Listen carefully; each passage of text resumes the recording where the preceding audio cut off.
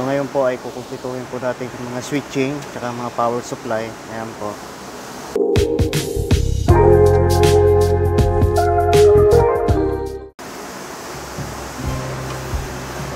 Hello guys, good morning.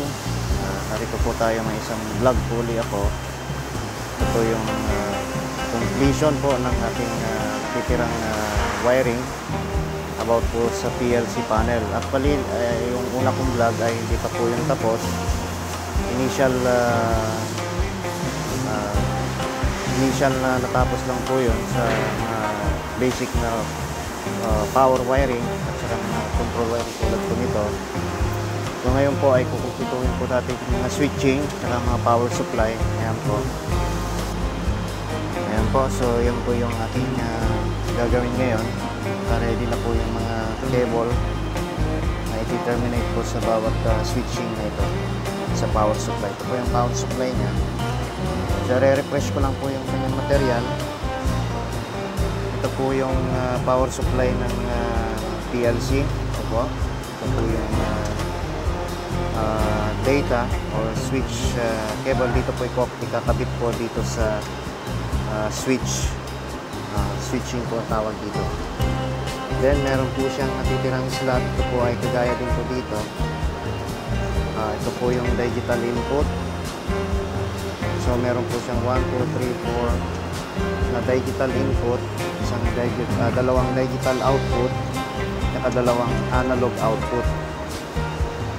Ito po yung tatlong switching sa mga data po, fiber optic, yan po ilalagay lahat, RJ45, yan po lahat ikakabit. At ito naman po yung individual na power supply niya.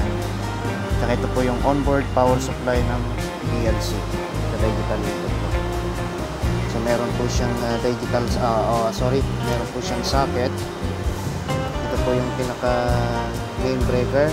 Meron siyang surge arrestor. Tapos ito po yung mga branch circuit breaker po. Gumamit din po siya ng relay. Ayan po. Meron po siyang relay. Dito naman po yung kanyang connections sa mga terminal blocks. Diyan po magpo-connect yung mga customer. Ayan po. At meron din po siyang thermostat. Ayan po. Meron po siyang micro switch para po sa ilaw. Ayan, meron po siyang ilaw. Ito po yung kanyang exhaust fan or fan para ilabas po yung init na napoproduce po ng bawat devices na nakakabit po dito. At ito, meron din po siyang indication lamp, which is 24 volt DC ang supply. Meron din po siyang HMI display. Dito po ipo-control ng maintenance or ng programmer kung saan po nila i-retrieve or ipo-control po yung PLC. Meron po siyang HMI display. So okay po, ayan po, at tutuloy ko po ang ating pag-wiring dito po sa panel na ito. Standby po at mamaya pagkatapos i-video ko po. Hello mga kaibigan. Guys, tapos na po ang aking pag-wiring dito sa aking ginagawa ngayon, PLC panel. So nakompleto ko na po at sasubmit ko na po ito sa ating quality control. Okay na po siya. So ayan po yung physical appearance po niya ngayon. Nakompleto ko na po yung wiring. Ayan. Ayan po siya ngayon. So almost complete na po siya at ready na po siyang i-deliver po sa ating customer. Actually po halos 1 month na po siya dito kasi nga po yung mga materials is mahirap pong bilhin sa supplier po.